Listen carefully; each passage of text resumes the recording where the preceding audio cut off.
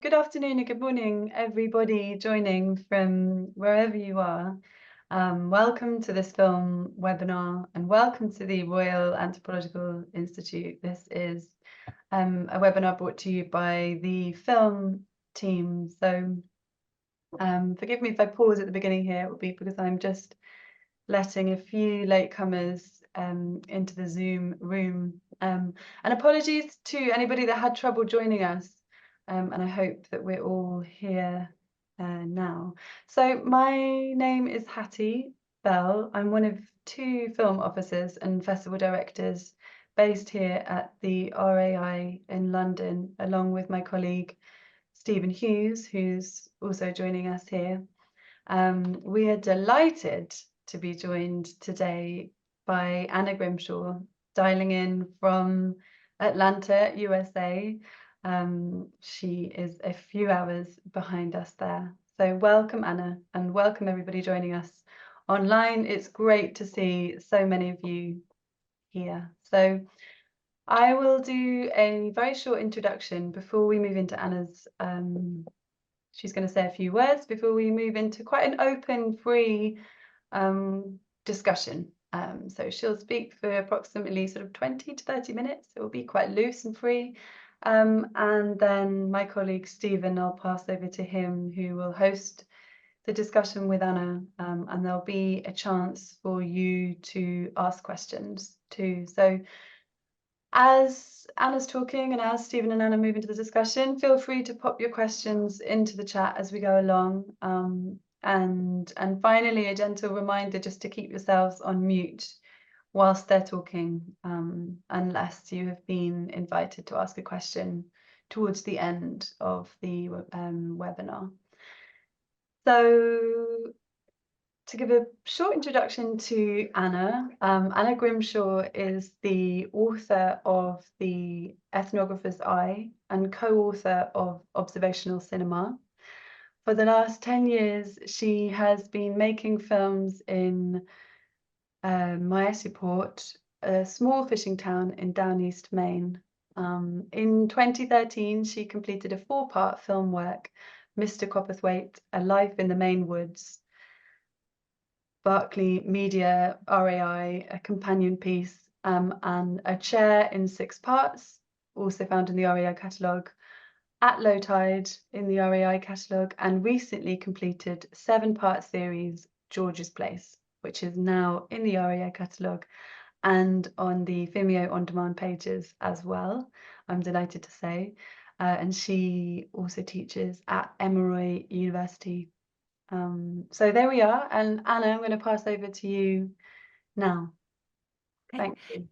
Thank you. Thank you, everyone, for coming. It's really wonderful to have the opportunity to engage in a discussion. I'm especially grateful to the RAI, to Hattie and to Steve for all their work and support for ethnographic film and ethnographic filmmakers. I always feel like the RAI film spot is home. It is the place where there has been a long-standing commitment to supporting ethnographic film in various ways, through obviously its festivals, through its distribution, through events like this. And there really is nothing else quite like it. And so I really want to express my gratitude for that.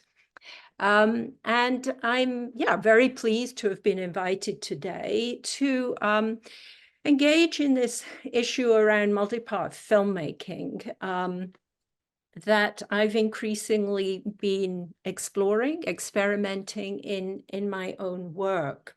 And so, as Hattie mentioned, I thought I would just briefly review how I've come to be thinking about this as a form.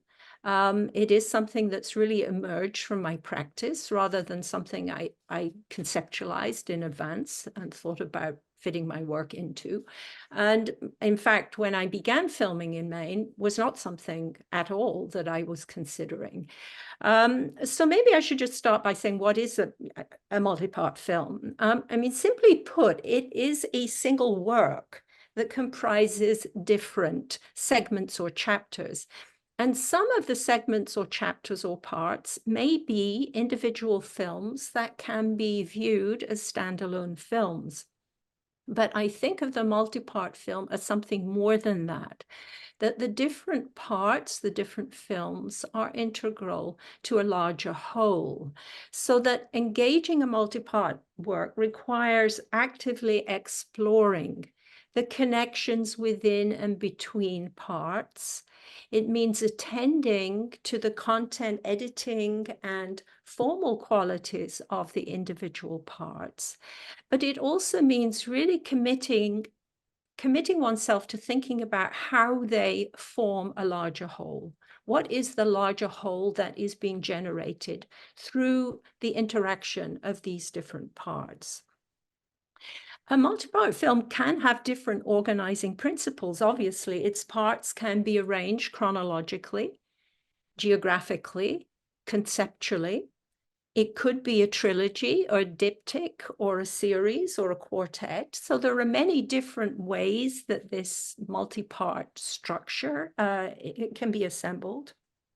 But as I just mentioned at the beginning, the important way I think about the multi-part film in the context of anthropological work is that it's not a fixed template.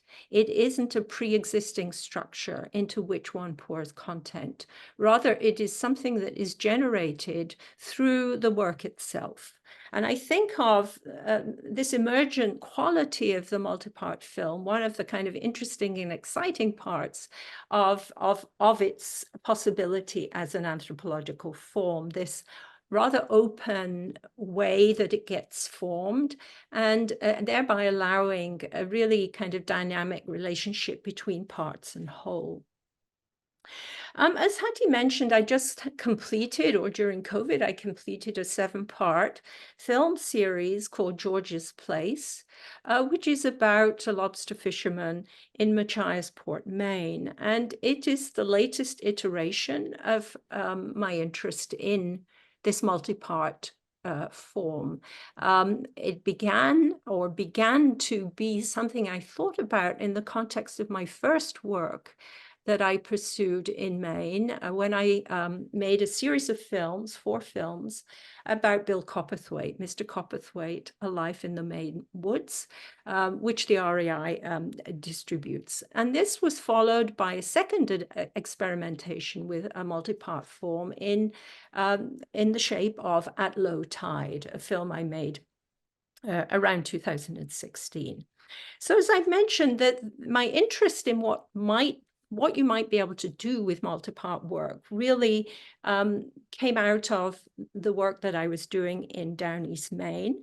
Now, Downeast Maine, maybe I'll show a picture, is almost as far east in Maine that you can go, or almost as far east in the US as you can go. Hattie, can I share my screen just to show, I think.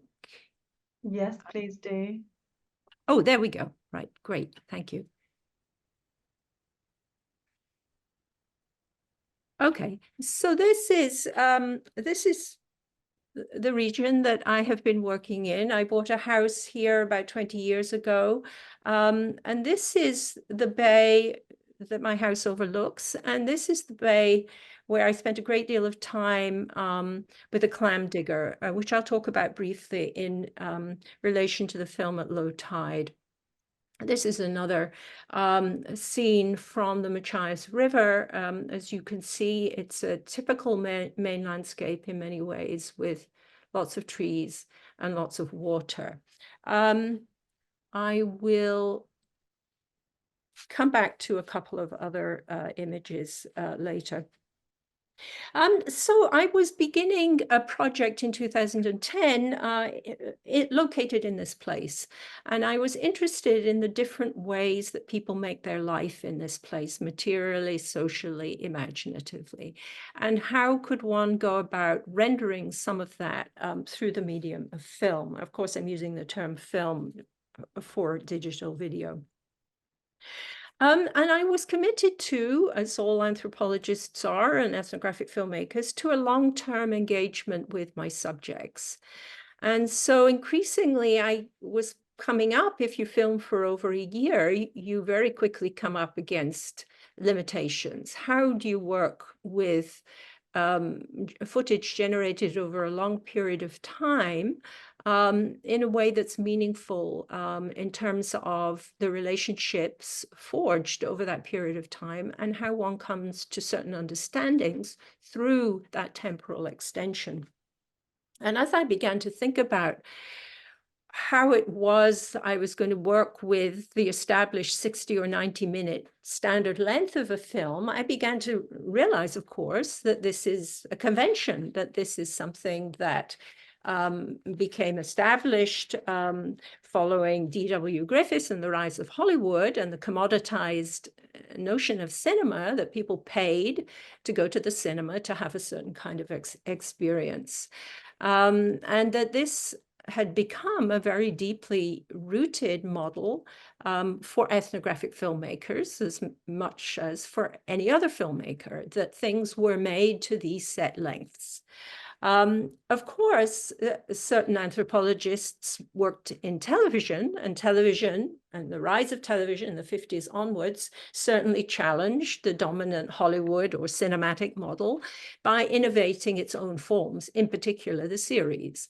And, for ethnographic filmmakers, really over the course of the 20th century, their choice, as far as I could see it, was either to make a standalone film of 60 or 90 minutes in the form of Rush or Gardner or any of the classic ethnographic filmmakers, or they could work in television like Melissa Llewellyn Davis or Jean Lytle, actually working quite creatively with television forms. But of course, neither of these models has particularly had traction as serious kinds of anthropology. I don't want to belabor that fact. I know I'm talking to a captive audience who understands that. But you either had the single standalone film or you had anthropological television, neither of which were especially valued by the main textual tradition in anthropology. So as I reflected on the fact that I had absorbed essentially these two models, why were we so willing to be self-limiting?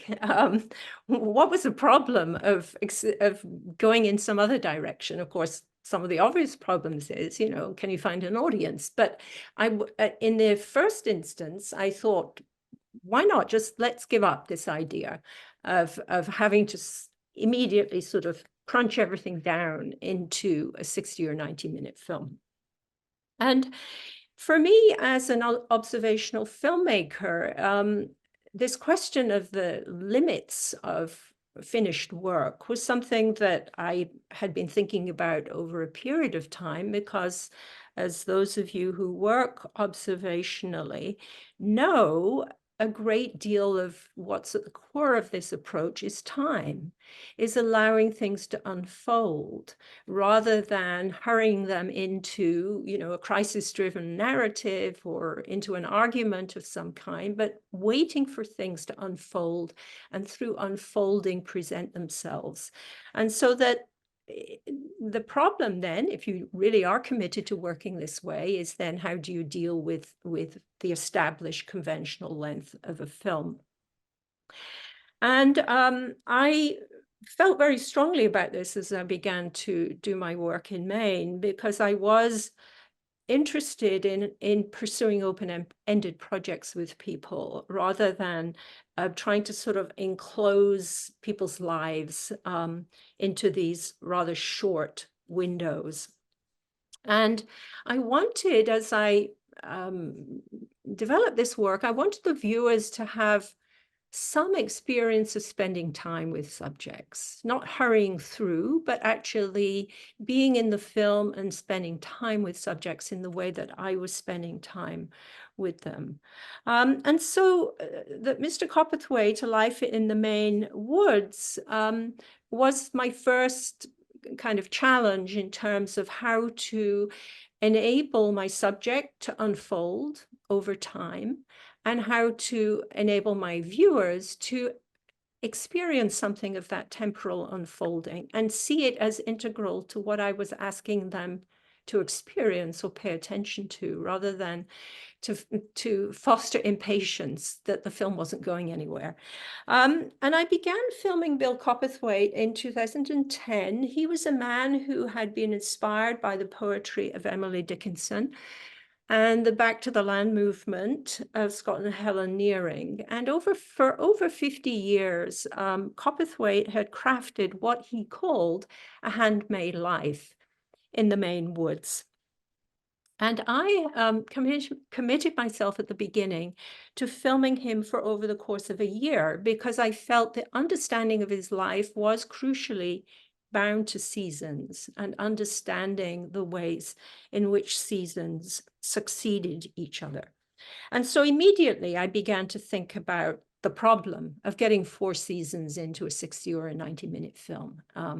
If seasons had their own distinctive qualities, how could I work with that productively instead of, as I say, crunching it down into something?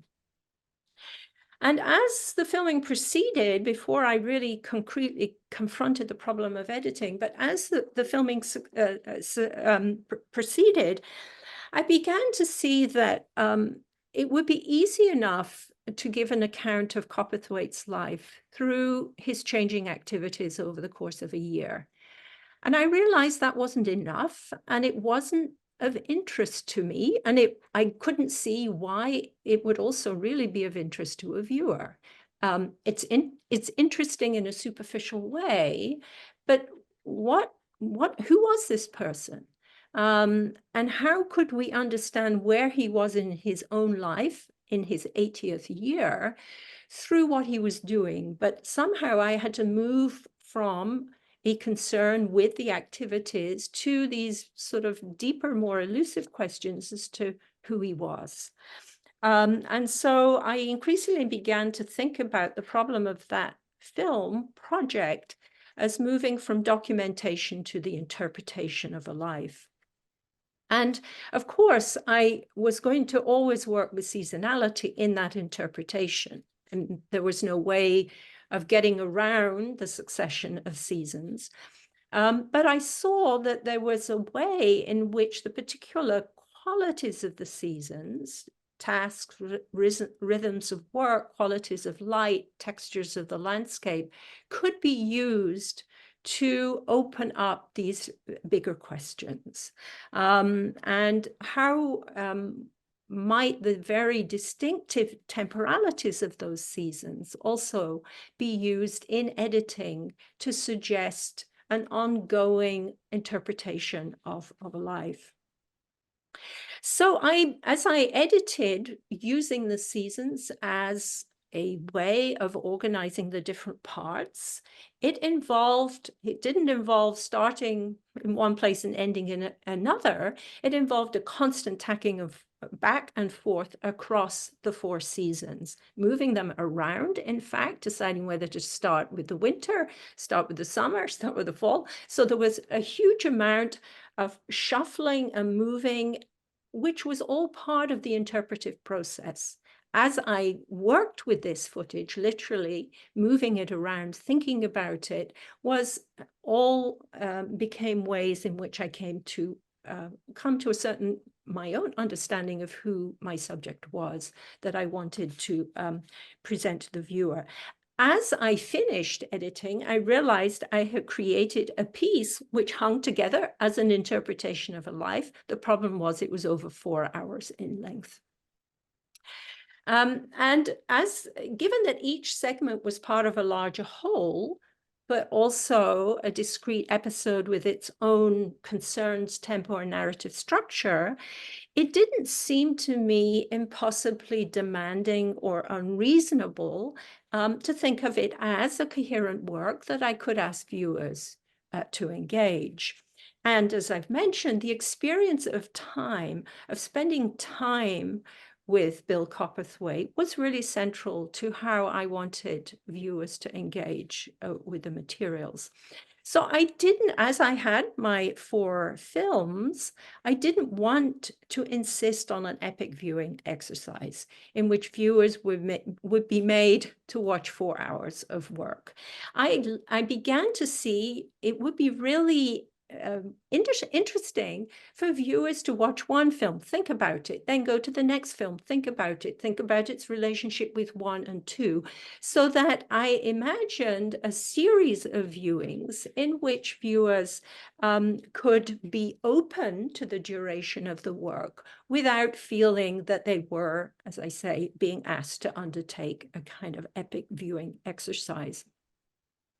And so that was the first time I really began to think about why can't we ask viewers in anthropology to engage with the work over an extended period of time. We all do that with texts, but we don't ask it of viewers of ethnographic film usually. And I suddenly realized, well, this actually was a kind of interesting thing to think about. And it opened up new possibilities in terms of how one might bring together parts into a whole, and how one might ask viewers to engage differently with works that are comprised of different parts. And my second project, let me just show perhaps a picture of Bill Coperthwaite. Okay, this was the house or the yurt that Bill Coperthwaite had built in the Maine Woods. He built it by hand. He built it with a team of others. And this was you can see the little path going to it. This was where he lived for 50 years. He died in 2012. And this structure was a kind of anchor for all of my films. And there's Bill. Bill spent his life crafting, working with tools. He was passionate about hand tools. And so one of the side aspects of this project was really about thinking about my crafting process as a filmmaker in dialogue with Bill's crafting process of how we work with tools and materials. So this is the opening shot of my film at low tide, which shows Gary Richardson, a clam digger, going out from the bay, which I showed you at the beginning, with his skiff to dig for clams. Clam diggers go out on the water 2 hours before low tide, and then they dig in the mud flats for about 3 hours, and then the water starts to rise again, and they take their boats back to shore and unload their clams. So in this area, tides are 15 feet between low and high tides, so you have to be very precise about where you are when the water comes. And again, it requires a great deal of skilled knowledge to know where on the mud flats, once the water is emptied, to go to dig for clams. What makes At Low Tide different from the Coperthwaite film is that it is a film of 63 minutes, but within the 63 minutes, there are 4 short films. And they're not organized, although of course a film begins and ends. The films within the 63 minutes were not organized in a linear or chronological way, but were intended to offer different perspectives or overlapping explorations of the same practice, that is, of clam digging. And again, the form of the work really emerged in editing. And I think of it as something akin to theme and variations, because each film contained the same elements, but they were configured differently. Filming had yielded a consistent body of work, or material, mud, water, movement, light, and so on.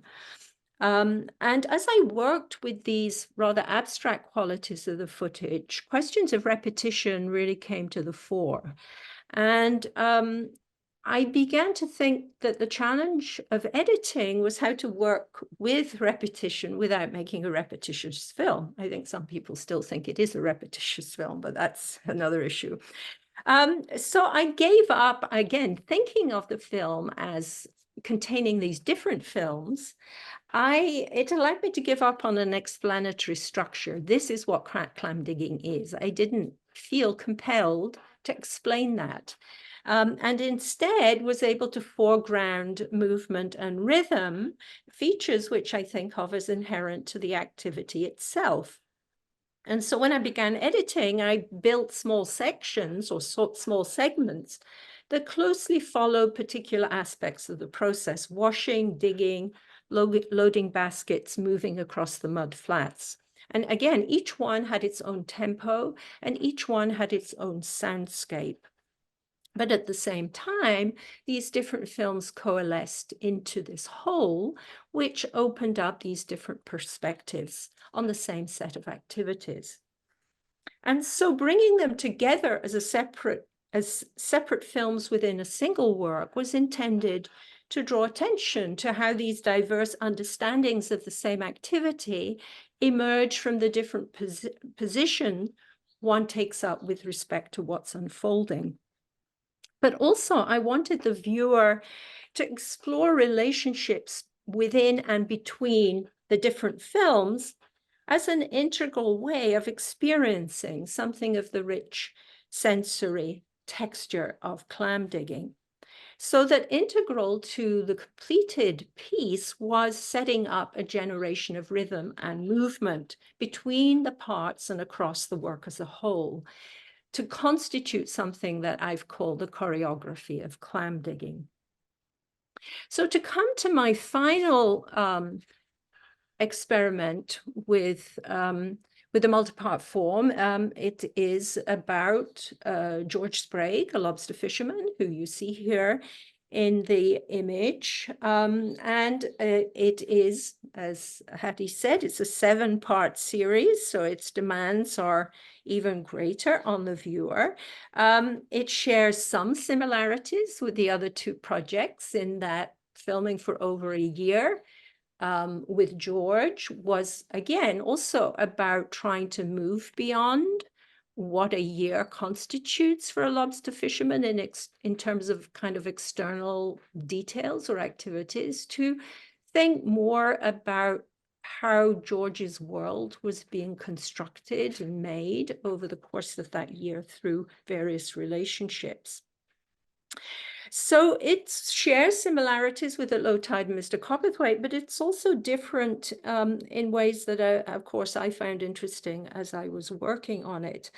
So I was, as I mentioned, interested in a life as it was unfolding, as I was with Bill Coperthwaite, not a life as structured through retrospective reflection, but as it is unfolding in and around the camera.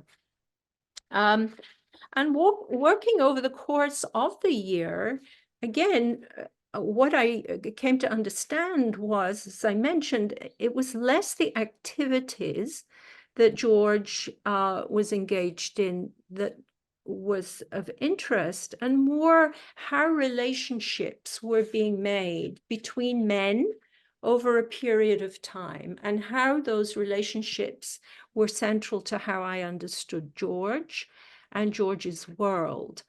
And it was, again, a reminder that George was at the center of a world that hinged not on dramatic moments, as most people's lives don't, but it was being created actively in the day-to-day rhythms of living and working with others. So when I started filming, I was open to wherever the project would lead. And when I began editing, I didn't have a set of films or a number of films in mind.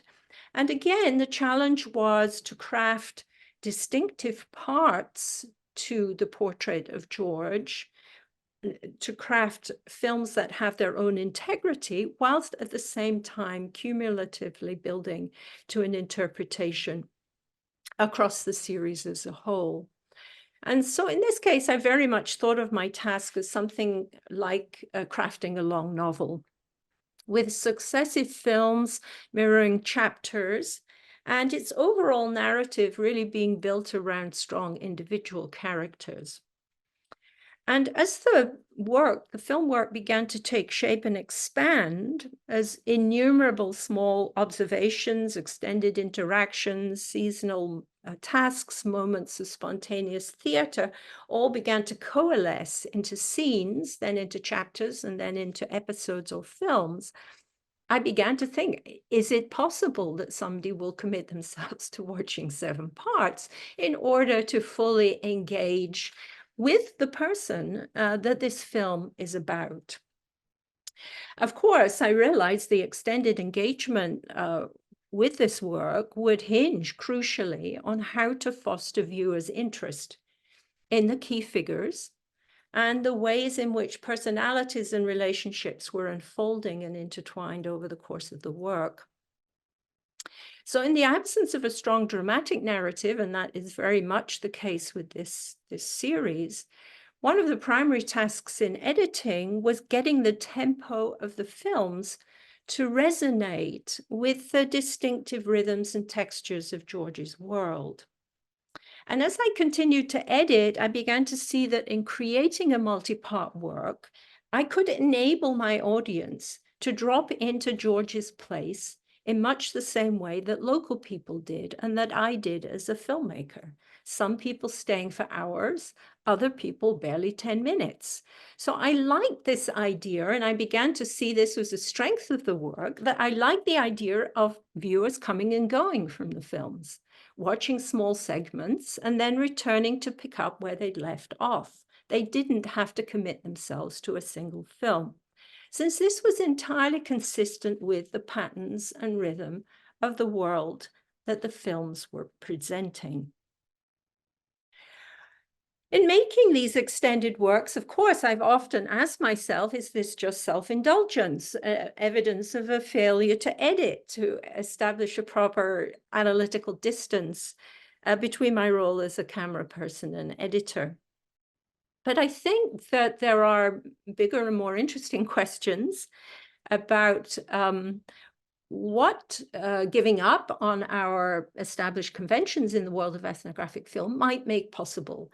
What is possible in terms of extending our analytical range, in being able to do things that we can't do within a 60 or a 90-minute time frame. But on the other hand, of course, what are the costs of not conforming to the established conventions? How then do we get our work seen? How do we get it engaged critically?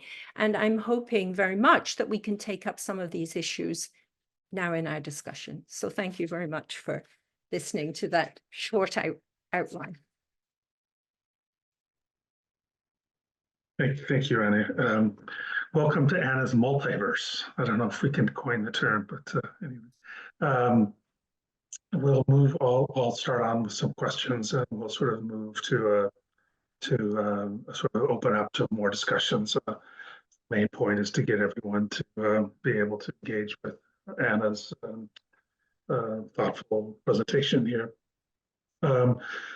So, I mean, there are lots of things that come to mind, a lot of questions. I'll just work through some of them. One of the things that we know, because we know of your background, we know you've had a long-term engagement with the work of David McDougall, in terms of your own writing, this interview work that you've done, going back decades. So when we think about sort of multi-series work, we obviously think of David McDougall's work, and you also have that affinity between your own observational style and clearly sort of in conversation with David. I mean, explicitly in conversation. Yes. So it'd be interesting to think just to get you to sort of position your own sort of take on the multi-series with those of David McDougall. We're talking about the Dune School. We're talking about Turkana conversations. About anyway. Good. Thank you. Yeah, thank you for that.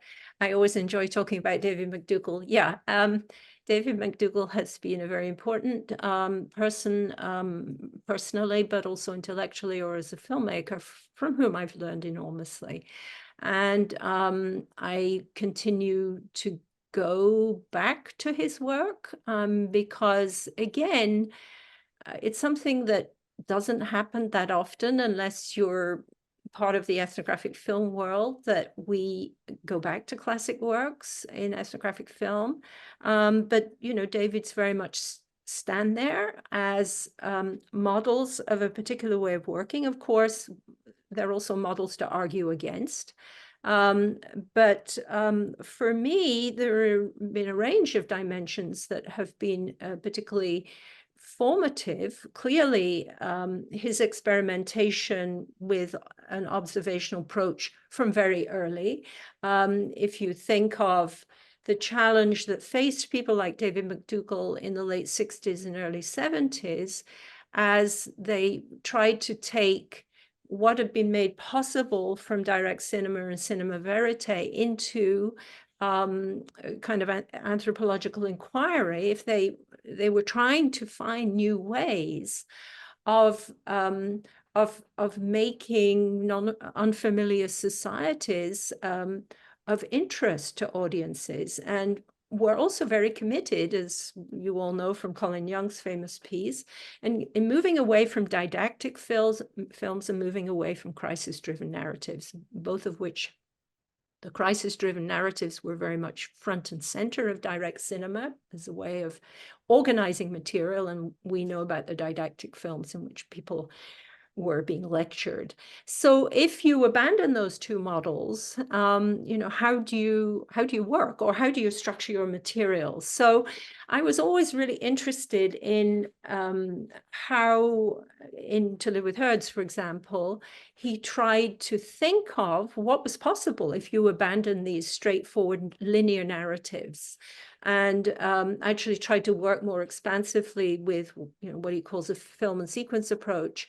And so all of us who know To Live with Herds, I think, can find a great deal to think with in how that piece is structured, and how the different parts relate to each other. Again, it does move from one place to another, but it's not a straightforward linear movement, and in which we're being asked to put things together, return to parts in the light of other parts. So his observational approach and what that opened up in terms of how we thought about it as a kind of analytical approach was something that I've long been interested in and continue to explore. What I hadn't thought about before in terms of McDougall's work is that he has been experimenting with a multi-part structure in many different ways for a long time. I mean, I knew the Turkana trilogy had 3 films, but I never thought, well, what's a trilogy here? I mean, what does this make possible that a single film doesn't make possible? So it was really only when I began to explore from my own work, I began to think about, obviously, to go back to where I often have found good work to engage. And so I realized, well, actually, To Live with Herds was actually a really early attempt to work with that. And then what is a trilogy? Why one might have a trilogy? What was the logic of putting those 3 films together with their different approaches? And then, of course, the Dune School, which David McDougall has himself written much more explicitly about the structure of that work and how it came to be. Again, it was a work that its multi-part dimension emerged in the work itself. He didn't have a sense in advance that he was going to make a set of 5 films, or how the different films would relate to each other. So yeah, he's a great person to think with on broader questions about filmmaking approach and what you can do analytically, but also very specifically around this issue of multi-part films. Thanks for that reference to Live with Herds, because you know, I don't know how many people are still watching that, but the chapter the chapter format of that is so strong. Each of those chapters are doing something very different. Yes. And it's always a challenge when you think about that film is like he's telling us something about the sort of analytic structure, the way he's put that together. And it was really, it stood out really, sort of kind of as this historical moment to think about it. So like in a way you can see the whole kernel of that dynamic of what you get by the multi-parts that's maybe different than the standalone film was already there. Anyway. So anyway, I just sort of highlighting that. I want to sort of take this in a slightly different direction here with an invitation. Is one of the things that I'm struck with in listening to your explanation just now and the sort of reflections about the system multi-part work is some of the sort of wider trends and sort of where documentary sort of anthropological films have been sort of going and moving in other directions, maybe in terms of anthropologists who are making films for gallery spaces and other things. But what I have in mind, there's a sort of the larger legibility of your project within sort of like emergent trends. And I'll just put a few markers here. There's a sort of a slowly gathering movement for slow cinema, which to my mind looks a lot like what observational cinema was doing a long time ago. But and then there's this really long form film, right? You have a single film that goes for 8 hours, it goes for 10 hours, and then the third sort of more recent trend is clearly more oriented towards a sort of a non-theatrical space of a gallery. You have the multi-channel works, right? So we're going in there, we're seeing the installation, and we're watching, if you like, three screens at the same time, 5 screens at the same time. You think about the work of John Cromford, for example, or there are many others, right? And this creates, or even something that people are doing with screens or triple screens. They're making us to think about the seriality around. Sometimes that's simultaneous and not sequential, right? In the sense as yours is, but there isn't. I think there's. Well, I should ask you: to what extent do you think there is an interesting conversation between your approach to multi-series work and some of these other approaches that might be able to help us, think about the larger landscape where the filmmakers are working within now? Yeah, great. Thank you. Yeah, I mean, I've always been open to an expansive conversation, partly because, our conversation within anthropology has often been difficult. And exploring analogous spaces where people are carrying out practice or presenting work that speaks to the work we are doing has always seemed to me a very productive avenue to explore. And slow cinema is cinema is certainly coming back. And again, I think that raises questions about, why you would put one kind of film in one box rather than another, and what are the consequences of having a film shown in a gallery, as you mentioned. I personally would not want my films to be shown in a gallery. When I see how audiences engage with films in galleries, they come for 5 minutes and they're gone. And the galleries, and unless you have a very carefully choreographed gallery space that really invites people to stay and to explore the relationships, my experience has not been that it works that effectively. Clearly, there are other issues here that as anthropologists, we might want to consider. As I've mentioned to a number of people, Lucian Taylor, for example, who is considered to be very kind of, on the cutting edge, has very clearly positioned himself not in anthropology, but in fine art. And how do we think about that? Is that a good move? I think he had a certain impatience with how his work might be seen by anthropologists. and perhaps thought there would be a more productive, critical engagement with what the sensory ethnography laboratory was trying to do in a different space. So I think, I actually think of the work that I've been doing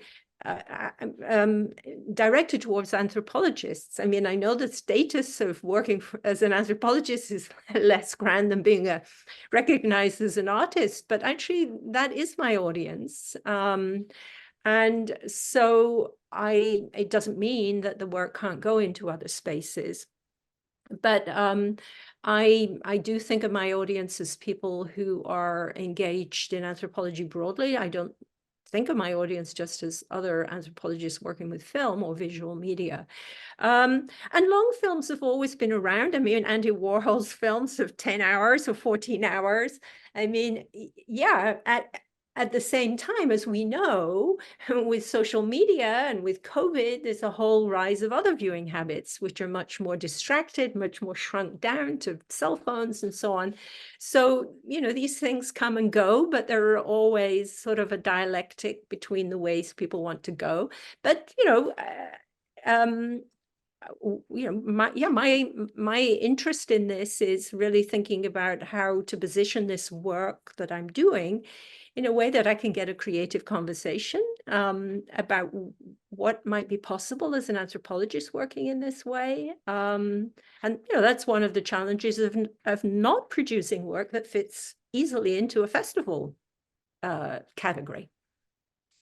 Which is the forefront of our thinking at the moment now as we get ready for starting already think about the next festival. I promise I have one last question, and it's something that you already sort of touched upon in various ways. And this is extent to which you are actually thinking about the demands you're placing on your audiences, right? So, and I mean, just in your answer just now, you sort of were touching upon that because we are living.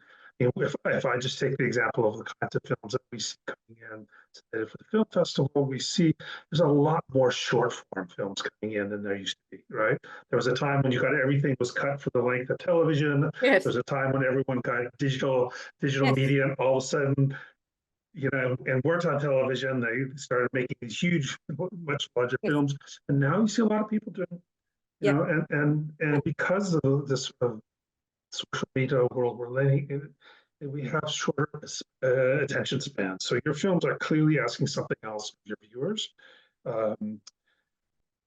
It is asking us to be, patient, to slow down, sort of pay attention to details, rhythm, particular social interactions. Like, for example, when I watch George's Place,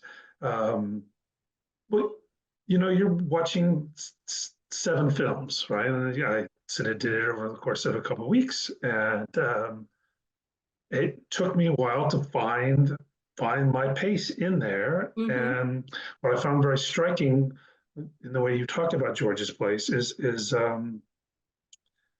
the way in which you're asking the viewers to put themselves into that social situation. I'm sort of reminded about the way John Marshall talked about how his own film practice emerges out of, or his own film style emerges out of his practice when he starts asking who he is as a filmmaker in a relationship to the people he's filming. Am I an outsider or I'm somebody in there? How do I position myself when that conversation? And whether it was instinctual or not, you sort of felt that Anna was part of the club. In a way, you're inviting us as viewers to be just sitting around in that little room, just kind of like nothing's happening much. Just kind of sipping the drinks, the very large American drinks. This is sort of this is the sort of question. So I want to ask you, to talk to us a little bit more how you were thinking about the demands you're placing on the viewers, because you're really asking us to do something else. And I'm just going to plant this in here, but in a way, what I see you doing is you are telling us as viewers, in a way, you're teaching us how to look and interact with your world and as multiverse ethnographically, sort of see as an ethnographer would. You know, we don't have all those quick camera movements. We're sort of in there, and you're not telling us what to look at, right? Right. So we are sort of left to our own devices to like, well, what are we looking at here? So anyway, there is a kind of ethnographic way to watch a film that is different than these other kinds, the ways you watch in a gallery or way you'd watch on social media. I just wonder if you want to talk a little bit more, Yep. because I know you thought a lot about that. Yep, great. Thanks, Steve. Yes, I have thought a lot about this, and I'm constantly reminded actually of the demands of this kind of film from my students. You know, I've taught ethnographic films for a long time to graduates and undergraduates. And the one thing that is consistent in student comments is we don't have any problem with the subject matter. We don't have any problem, you know, whatever you're showing us, but asking us to adjust to a temporal framework, which is different from how we normally do anything on media, is really difficult. So, you know, I'm constantly trying to say to my students, young people who, you know, flipping on their phone, you know, watching, you know, a few seconds of this and that and so on, just give yourself some time. You'll be frustrated in the beginning, but just relax and just give yourself and give the film time. Just orient yourself, place yourself in it. And so I would think that is actually a strength of this kind of work, because it does offer an experience that is becoming increasingly rare. And students, I mean, some students continue to be, you know, exasperated, but others say, no, okay, no, I thought when the first 5 minutes elapsed, I thought, how am I going to get through the rest of this film? And then something clicks, and they realize that if they just suspend some preconceptions they have about what is going to happen in their engagement with the film, then other things really come into view, which they can appreciate. So I have a lot of faith in the fact that that can happen, and that one of the important aspects of this kind of work, it does, as I say, give viewers an experience that is different from other media or from everyday experience. And so I have very deliberately played that up, particularly in this last series in George's Place, where I really, you know, stuff happens every day in George's Place. And a lot of it's very funny. I mean, I think of it actually as a comedy series in which people come into the George's Place and play a part and go away again. But there is a richness in that spontaneity, but also in this just waiting for things to happen. And of course, the first film, as I say in the text, is the first film is during the winter, and the winter is incredibly long in Maine, and these are fishermen who can't do much in the winter because everything's frozen. And so really kind of understanding what it's like to be in that season and what you do in it or how you fill it with things and relationships is a really important part of understanding what it's like to live that kind of life. And so that's very much what I want to persuade viewers to experience. And as I mentioned, I don't mind if people say, you know, after 15, 20 minutes, I've had enough now, I have to go and do something else and come back to it, because in a way, that's what's going on in that place. George does something for a while, then somebody pops up, and then he has to do something. It was a very episodic world, and in which people came and went and things happened and they didn't happen. And you know, I think you can do that with these films. And I like to think, you know, people pick back up with certain characters. They reappear throughout the whole series. And so we, of course, can understand something about the kind of ongoing relationships between these men. They're also all older men. So again, I'm sort of interested, as I was with Bill Coperthwaite, in, you know, what it's like to be an older man. They're not that energetic. They're worrying about all sorts of things and trying to take care of each other in a very kind of particular kind of way. So again, it's being with people. And I think film does offer the opportunity of allowing viewers to be with people and to experience something of being alongside them imaginatively. I also think about films, and again, it's something that I've thought about and talked about with others a lot, is that quite often you have to let film sit with you afterwards. You know, we always like to sort of rush to a conclusion, well, this film was about that or whatever. And again, this kind of work is intended to ask people to think about it afterwards and to review it and reflect on it and mull over it. And so again, that requires a certain kind of filming style and a certain kind of temporality in the work. And so again, I like to think that that is something that this extended work can foster. Thank you. Let's open it up. I mean, I could certainly hog the question time for the rest of the hour, but let's open up. There have been a few questions that have come in. We'll go through, and maybe sort of scrolling back. I think Kenny has a question. Would you like to sort of unmute yourself and turn your camera on and ask the question yourself, or if not, I can go ahead. That would be okay. Okay. Thank you, Stephen. Thank you, Anna, very much for this inspiring talk and presentation. And thank you, Stephen and Hattie, for making it possible. I find this discussion or challenge towards retention and duration very interesting as both as an anthropologist and as an anthropologist filmmaker. I think those are both a challenge for the discipline of anthropology in general. My question, however, is it goes in a very different direction, but I guess it relates to duration and retention, but more on behalf of the filmmaker, that being in this case you, Anna. I'm wondering if you would be willing to share what camera and what lens you found most inspiring or fun to work with, and why. Okay, thank you. Thank you. Thank you for coming and for your question. I've always been a low-tech person. I have not, I mean, again, a bit following, I mean, David McDougall is a master of technology, but I've always worked with technology that I myself can use as a single person. I mean, that to me is a sort of central part of my practice, is just me. And so for George's place, it was a Canon XF100 with a Sennheiser mic.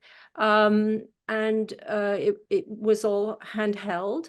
And one of the, it's an interesting point, because one of the qualities of my films are they're imperfect. They're not perfect digital films at all. There are all sorts of errors and things not quite in focus, and I'm not in the right place, all of those things. And for many people, that's a problem. And again, many viewers are impatient with imperfect films because we're so used to perfect films. But I, like this idea of the handmade film.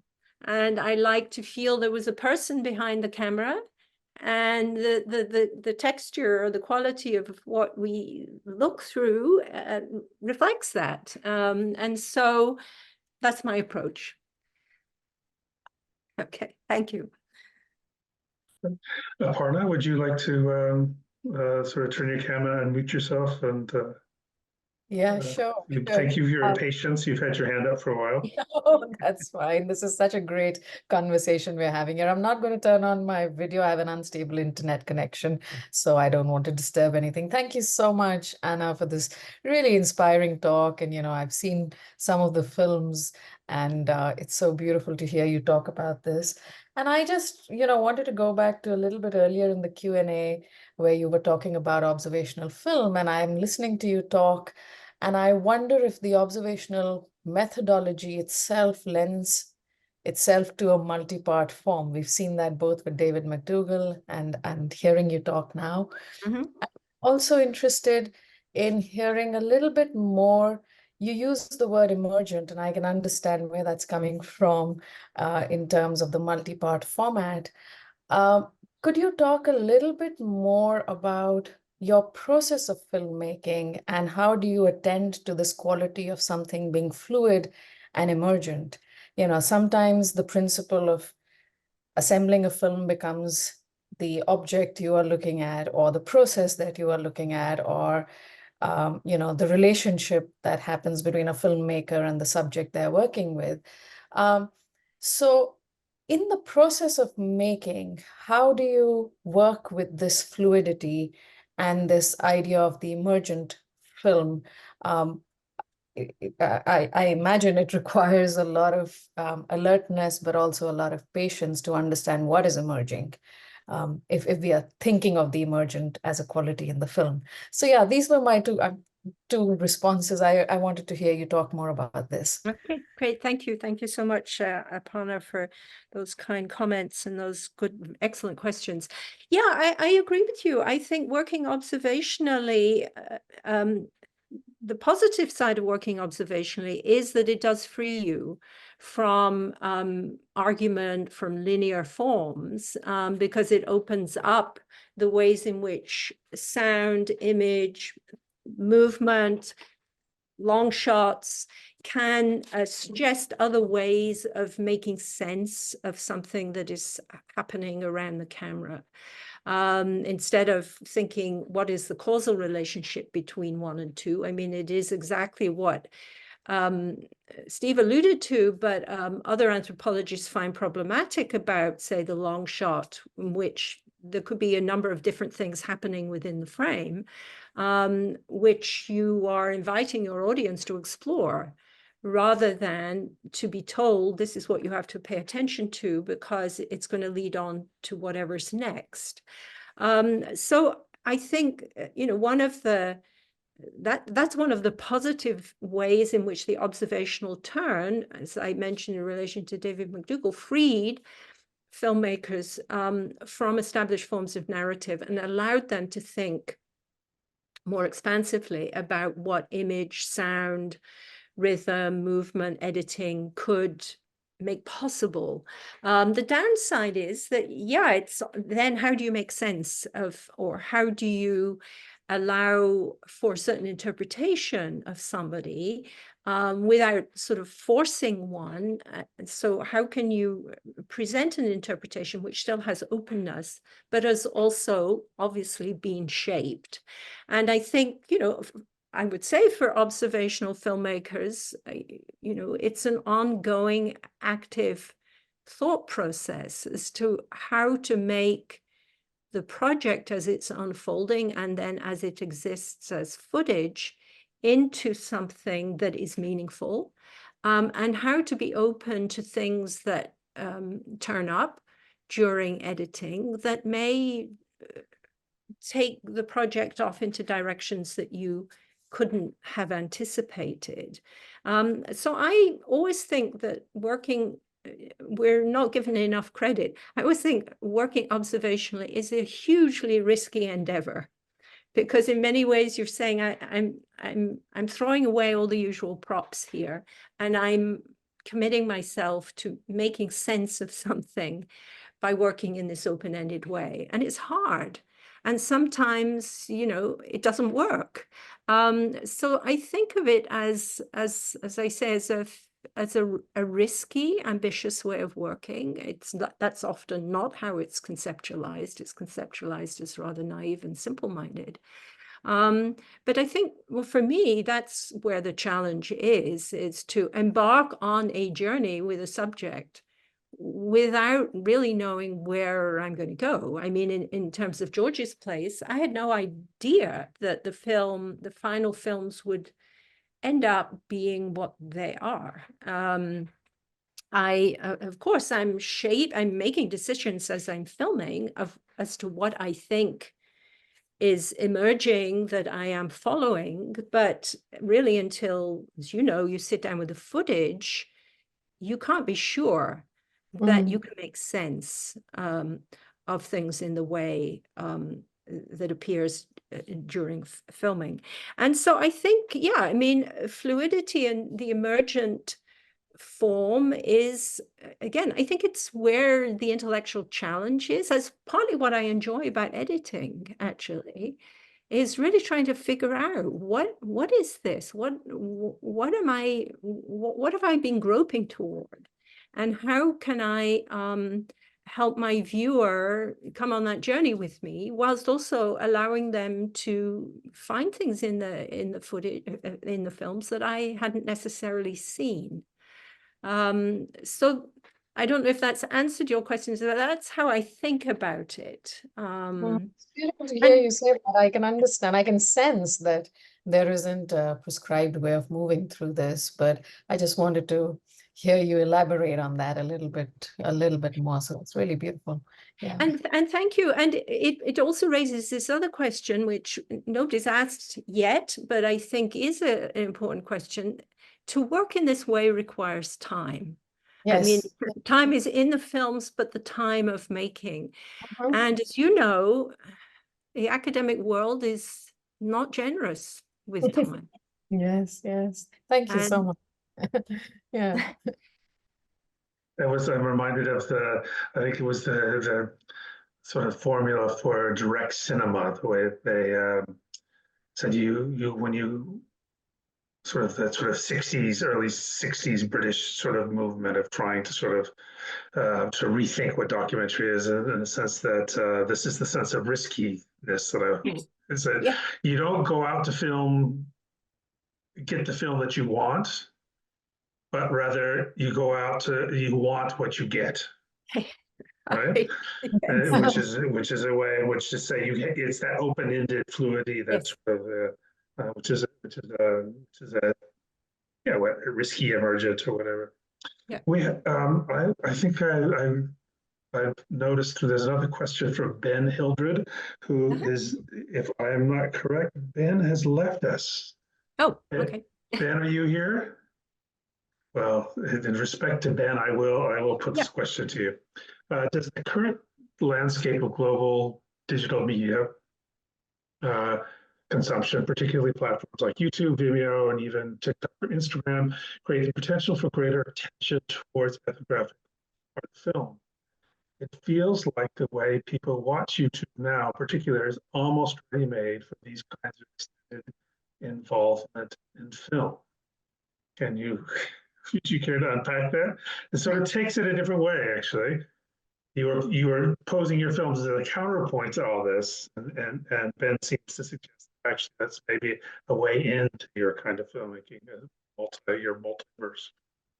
Yeah, I mean, certainly, you know, the whole rise of streaming services and, you know, as a result of COVID, we have all become reacquainted with series, with multi-part works through Netflix, not least, and certainly in terms of YouTube and other platforms, streaming platforms, one can put one's work up there and absolutely share it, and that's great.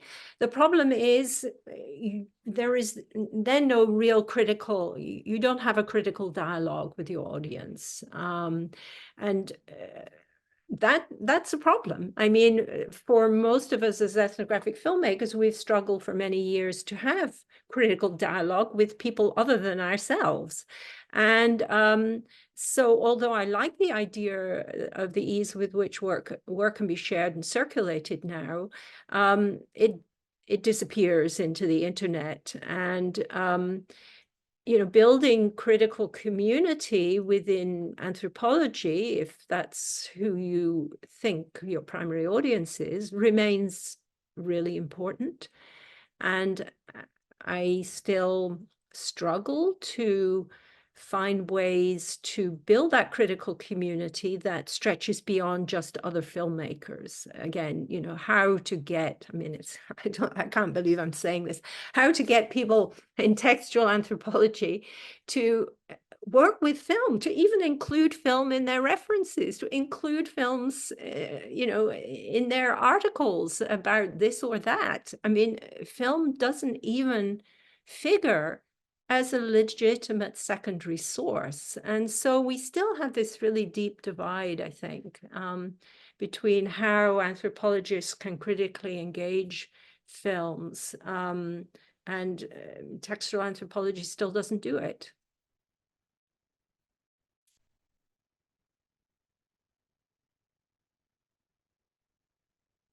Classic, I know, classic thing. Speak while you're on mute. That's somebody had to do it. Okay, so you don't have to now. A lot of questions are coming in, so I want to go. Sakita Tata, would you like to ask a question, or shall I read that? If you unmute yourself, you're welcome to pose the question. I'm happy to do so. Okay. Oh, I guess I'll pose the question for her. Sangeeta asks, what is the dramatic narrative in ethnographic film? How do you make drama in your film? Well, my films are very undramatic, I'm afraid. But, you know, there are many classic examples of dramatic ethnographic films that, say, build around an event. You know, I'm thinking of,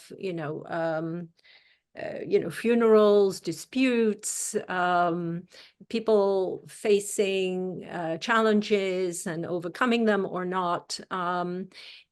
It can be a very effective way, as we all know as anthropologists. A ritual, for example, and the contestation around it can be a very effective way of getting at relationships, what matters, how properties and obligations are thought about and then enacted. I mean, if you think of David McDougall's Wedding Camels of his trilogy, it's a very dramatic narrative with all sorts of moments in which it's not clear which direction things would be going. My own work, the people I've been working with in Maine are living these small day-to-day lives. I mean, they're not small, but the day-to-day lives are made up of a series of small events, small relationships, small things. Occasionally big things happen, but and so that is my interest in what the day-to-day textures of life are. As anthropologists, I think that is partly our task, is to attend to things that might be easily overlooked because they're not dramatic.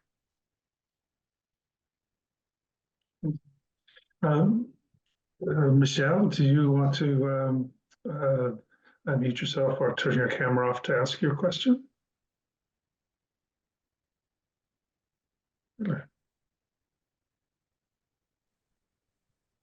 Anna, it's great to hear you. Hi. I feel like we already have some dialogue going. Yes. So I had, I have a question, and then I would make a comment, a very quick comment, that I feel like that what you're making available and asking of the actor, the perceivers of your work, is to participate in the ethnographic experience. And in that participation and entrainment in looking and seeing, you also are making us think about what it means to see and to think and to use sensorial information critically, as much as we use text. And I would comment that from my experience, not everyone is prepared to visually integrate critically.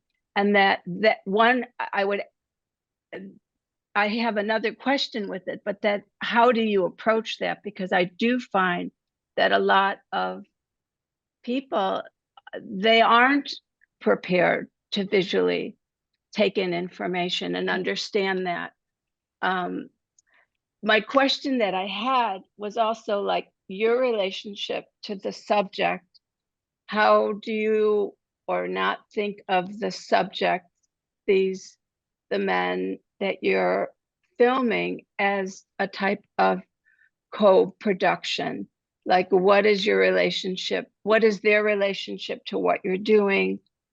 etc. Like even in the, do they look at what you do afterwards? So anyway, if you could expand on that. Anyway, thank you so much. No, thank you. Thank you. Great to have you here, Michelle, and thank you very much for the comment and the question. I agree with you about the first comment and how you can foster a greater sensory acuity in viewers. And again, I think it's practice. It's working with film with viewers and talking about challenges people have to know what to look at or what they're hearing or how to put these things together. I mean, again, we kind of assume, everybody knows how to do that. But these are really asking people to foreground the ways that we are sensorily engaging something. And once we, put that front and center, then people get confused because they're confronted with, well, I don't really know how to make sense of these things. And I think, anthropologists are as sort of bad as anybody else in terms of not paying attention to that. I mean, if you just think of the social science, the kind of standard social science approach, it's just, go into a situation, generate data and take it away. It's not necessarily really foregrounding a whole sensory experience unless, people have a sort of particular interest in those things. To come to your second question, I mean, all of the work that I've done in Maine, I think of as collaborative work, obviously because I'm spending at least a year working with people, and so that the collaboration unfolds over time. And I think at the beginning of the projects, people aren't sure what this is about, why I want to spend so long. And the way that it means something to this particular community and the people in my films is they think of it as creating records of who they are and records of how they live their lives, which they understand as different from the way other Americans live, or Americans elsewhere live their lives. And they are very invested in me being able to show that their lives have an integrity, have a meaning, and so that all of them, of course, have seen the work at the end. I've shared it along the way. But to ask them to actively participate in editing has never been of interest to the people I've been working with. It might be if I were working with other kinds of subjects, but not the people I've worked with. They've, in a way, said, we come to trust you. I mean, it means a big responsibility, an ethical responsibility for me to feel that how I present them is my responsibility to ensure that they're not stereotyped. And as all of us filmmakers know, there is no guarantee that people will not read your films in ways that I couldn't possibly imagine. So I'm always anxious about putting them out there. And again, I like to take quite a lot of care in how I present them, what I think is revealing about the careful way that they make their lives. In all of the cases, but particularly in George's case, my camera became, part of the theater. So people addressed it, they laughed about it, they were always aware of it. And early in the first film, which is something I haven't done before, I included a scene of George trying to teach me how to shuck clams, which I do badly and it's ridiculous. But it was a scene that emerged spontaneously. I mean, we were all sitting around, I was filming, and somebody said, why don't I film Anna trying to shuck clams, which was what George was doing at the time. And I think it works well, partly because the guy who shot it, Bobby, really held the camera steady and just held it. And so this little drama unfolds. in which it's clear the hierarchy of skill, and it introduces clearly me and my relationship to George. And that starts, as I say, I've never done that before, but it just seemed a good way of saying, well, this is the camera person here. And then we can follow in subsequent films the ways in which the camera is engaged by the subjects. But yeah, thank you. Thank you. So still the questions are coming in. I think the next, I'm trying to go in order, so thanks for your patience if you've had your hand up.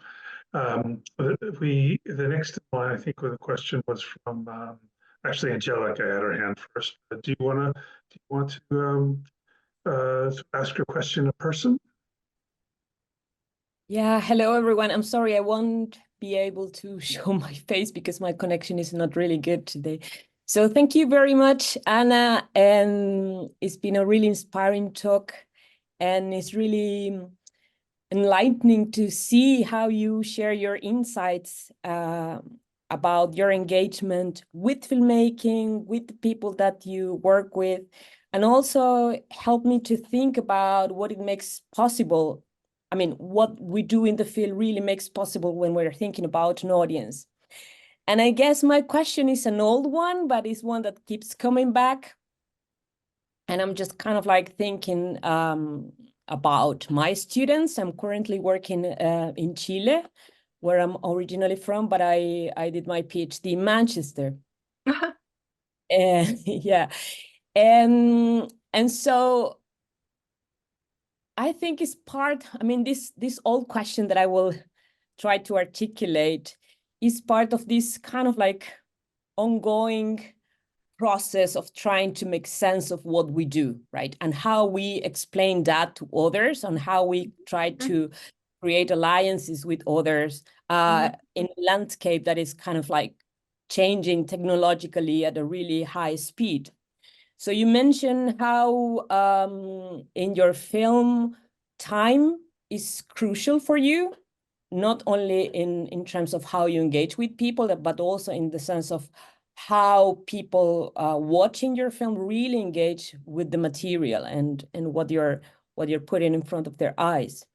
And so in that way, I mean, one could argue that that way of filmmaking really resists the banality or superficial modes of visual engagement that we're used to now, currently.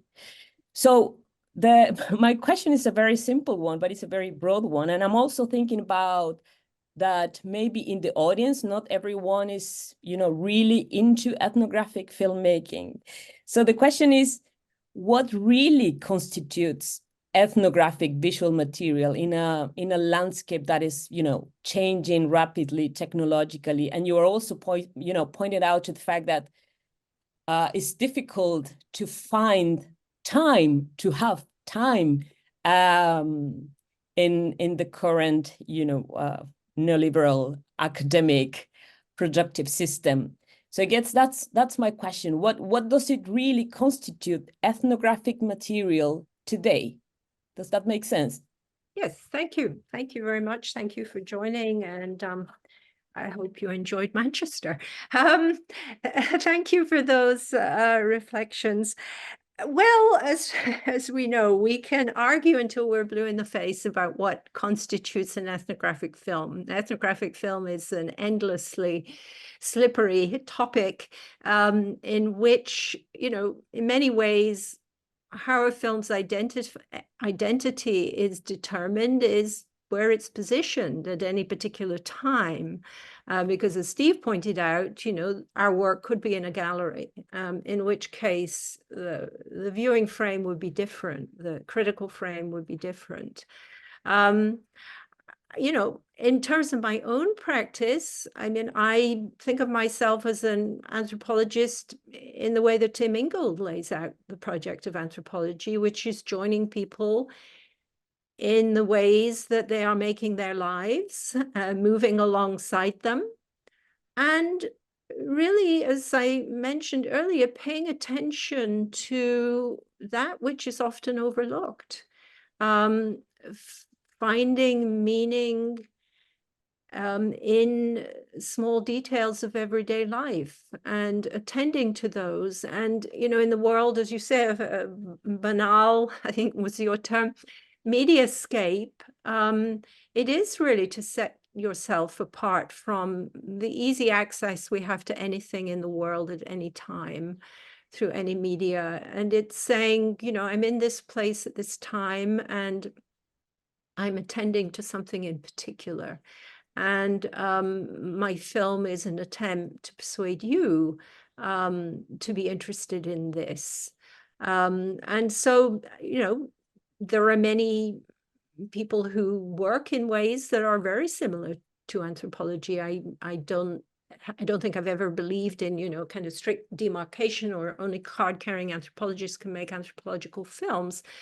And I think every filmmaker has their own personal philosophy about who they are as an anthropologist and how that and what sensibility they have as an anthropologist and how that can then be communicated in the texture of the film and if in the mood of the film. And I think we all have to, again, I think it's moving away from the social science framework to a more humanistic part of anthropology, you know, who we are and how we are in our films and in how we work is something to be acknowledged. We're not just sort of taking a set of methods off the shelf and saying, this is the way anthropological films get made. I don't know if that answers your question, but that's how I think of this issue. Yeah, thank you very much. That's great. I was also thinking about what you were mentioning in terms of creating a particular type of engagement with the audience. Yeah, and well, for audiences, that means being willing to take up or cultivate an anthropological sensitivity, which means being interested and attentive to how people are, as I say, making their lives and how making their lives is constituted from small details, from relationships, from being in place. And that, yeah, is certainly something one can't take for granted. And as I'm sure you know, working with students in an anthropological context or not, that is one of the challenges of explaining what an anthropological approach might be, because it seems a bit nebulous. Thank you very much. Thank you.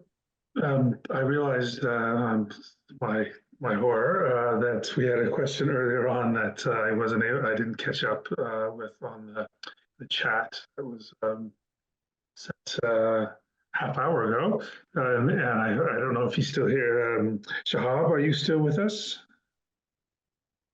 Maybe we lost him, but let me just read his question so everyone has it. It's worthwhile for you to take note of it, Anna. Thank you, Anna, for your inspiring talk. My apologies for not being able to unmute. The idea of engaging with a life or multiple lives, a space with its relationalities, is quite intriguing, as it also foregrounds the presence of the filmmaker in the life unfolding in front of her camera. How her presence, her own life unfolding as making the film converses with one of the subjects. But I'm also curious about your thoughts on working with what remains absent in the film, as the idea of fragment naturally couples with the idea of partiality. Absence of what is the camera or off what is or is off camera or off microphone. So my question is about how what is absent plays a role in your editing process, and what is absent is not absent from the world in which the filmmaker has experienced herself. This is a rather meaty question. I wish we hadn't lost Shahab along the way, because yeah, I mean, if I'm not sure I understand the question, so apologies.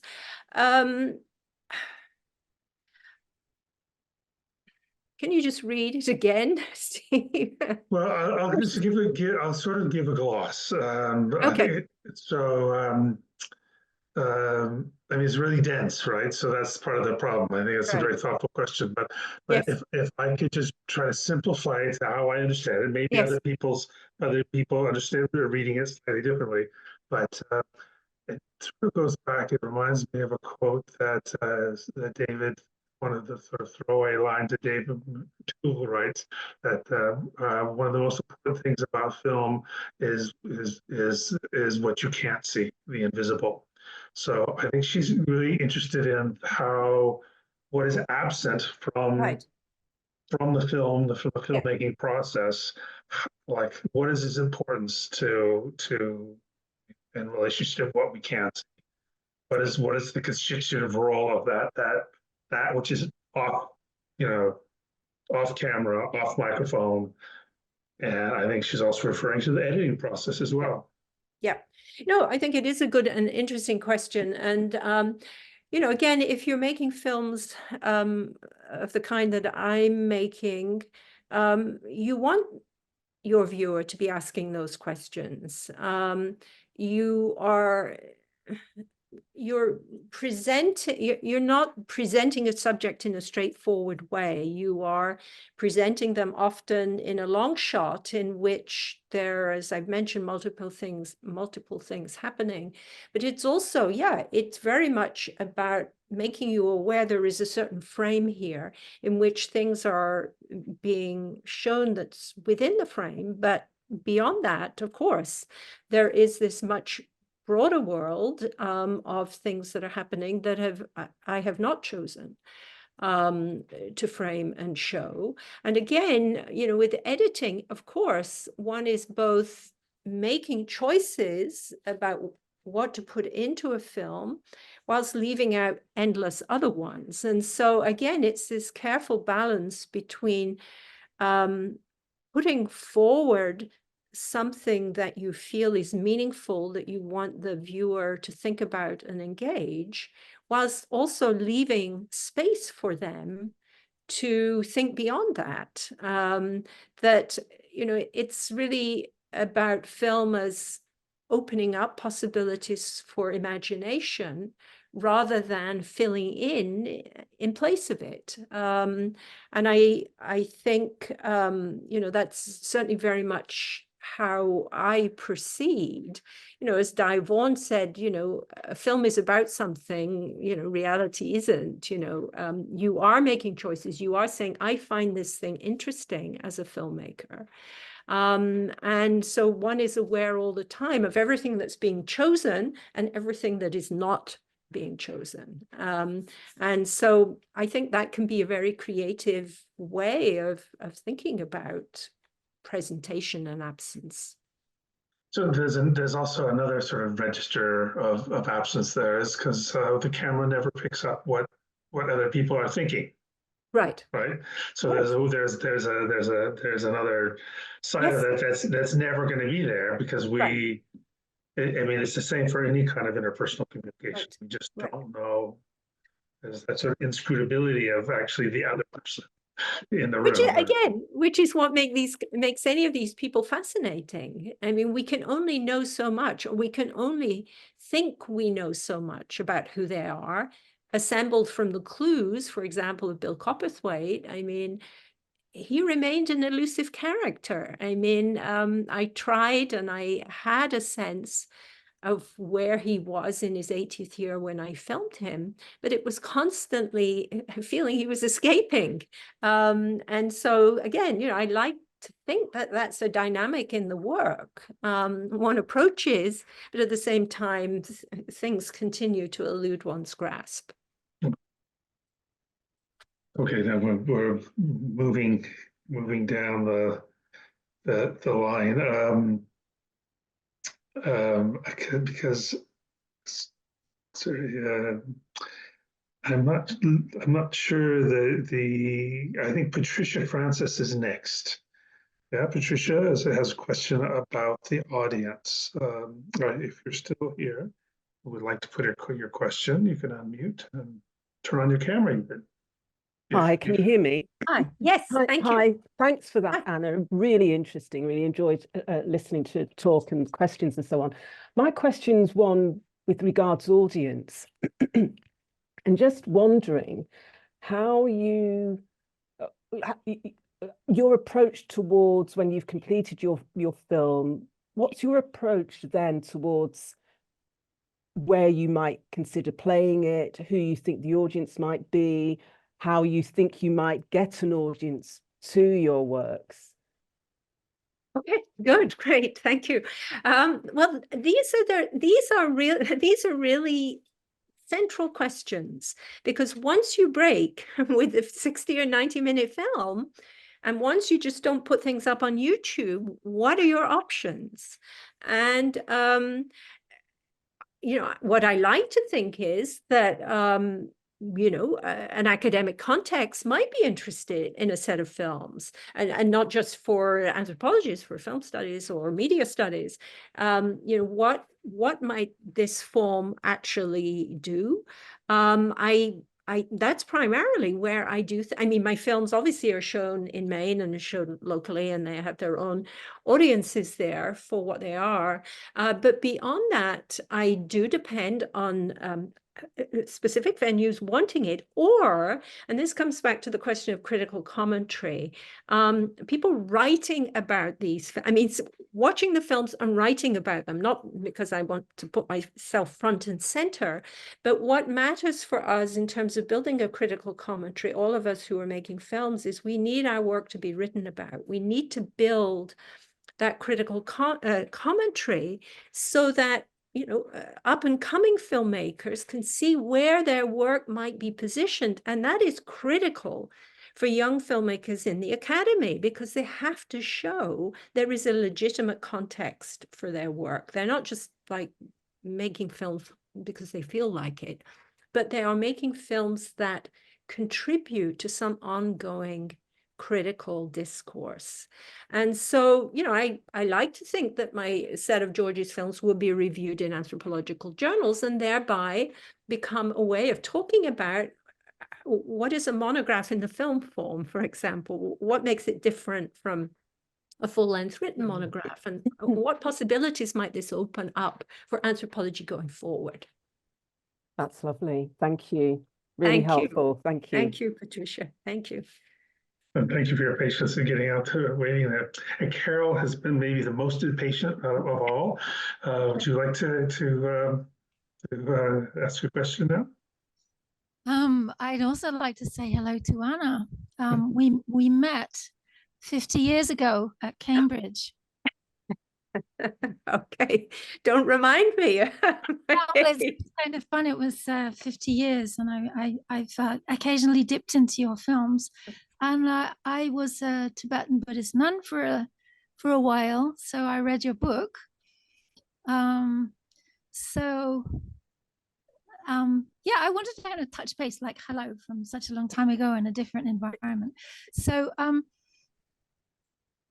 with a view towards your earliest field work with Buddhist nuns in the Himalayas, what really struck me when I first saw your footage was that influence. And it really felt to me, she is pushing or encouraging, or whatever verb you want to use, her audience to practice mindfulness. So I suppose I have a question about that general interaction between philosophies and viewpoints and how that's coming in, but I think it's in quite an unaddressed way. So I'm just kind of putting out on the table for you to talk about that, because I think that influenced you a lot. So I just want to put that on the table. But that's just my view. I want to know your view. All right, thank you. Great to see you, and very kind of you to come after all these years. There is a very, very clear link between servants and my filmmaking practice. Whether I would call it explicitly a kind of mindful practice, but or informed by what we call mindfulness, but that is clearly what some viewers find quite striking. And you know, having done my original fieldwork around you know, a small group of women in their day-to-day lives, That in a way confirmed my own anthropological sensibility. I mentioned, you know, the importance of having a sense of who you are as a person, as an anthropologist, not just as a social scientist or something. And I've always thought, you know, that servants and that experience made me aware of who I was and how I wanted to work with people and what I was interested in and what I wanted to pay attention to. You know, that just comes out of who I am, which is to be quiet, to be observational, to want to be alongside people. And so I was pleased and somewhat surprised that actually when I moved to working with film, that the observational approach was entirely consistent with that, or it enabled me to continue to develop what I think of as my anthropological sensibility. And again, you know, one of the things I enjoy about any kind of anthropology, whether it's written or in some other media, is having a sense of the anthropological sensibility of its maker. And, you know, so much of it in the academy particularly gets filtered out for whatever reasons. And that, I always think that that reduces the work. And so, you know, I like to encourage my graduate students not to be ashamed of really trying to understand who they are as anthropologists, as people, with an anthropological sensibility, because I think it enhances work and it enables people to sort of understand the orientation of a work, and that matters in how we receive it. So you could say it's a kind of compassion in action. You could, absolutely. I mean, you know, there are many ways that resonate with how anthropologists work that come from other traditions. You know, anthropologists have come to understand them in a particular kind of way, but absolutely intersect with other ways of being in the world. Yeah. Thank you, Anna. Thank So you. Thank you. Great to see you. Your next film series will be a 10-parter called The Tenfold Path. Yes, as long as I don't have to go on a lobster boat again. That's okay. The questions are being slowed down. So the last one we have on our list is from Ava. Would you like to unmute yourself and address Anna?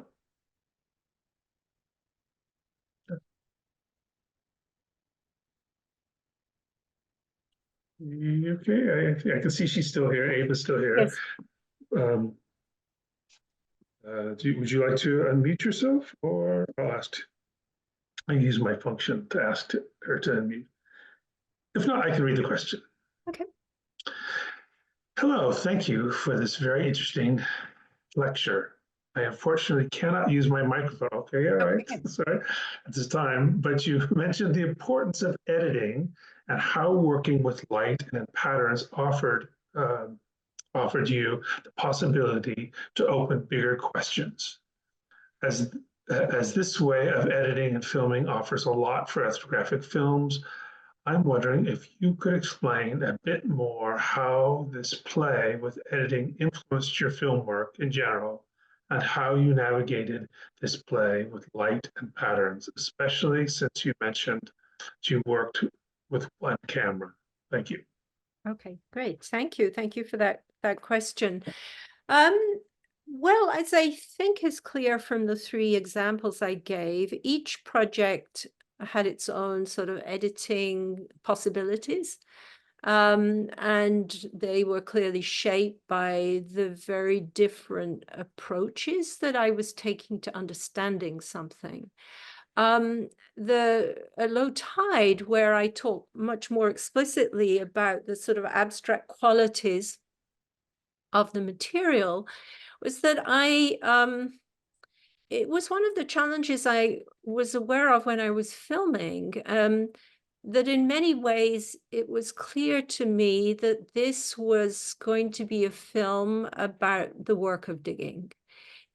I again thought, well, you know, maybe it would be an expansive film which would engage other aspects of Gary's life. But I actually quickly realized there was something I liked about being rigorous, about sticking to just the activity of clam digging, partly because I got interested in clam digging because I watched the clam diggers for many years come and go from that landing across from my house, and it was always precise. They came at exactly the time of the tide. They went out on the boats. I had no idea what happened out there. They were a long way out, and then I saw them all come back.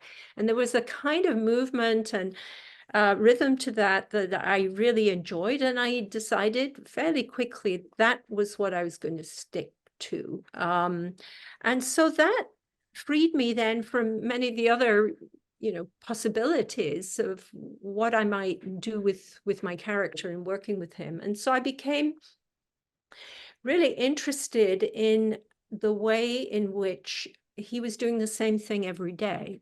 But every day the light was different. Every day the tide was different. And so how in editing with the footage I had, could I really fully explore that by not varying what our focus was, but making the viewer aware of the repetitious nature of what was happening, but each time the repetition occurred, something was different in the configuration. So I did my best with one camera. Again, it wasn't something I thought of in advance. And so not that I have ever elaborately set up things to film. So I discovered within my footage that I could work with that, that I could really explore the qualities and textures of mud and water and light and movement, and that it was worth just staying there and seeing what I could discover.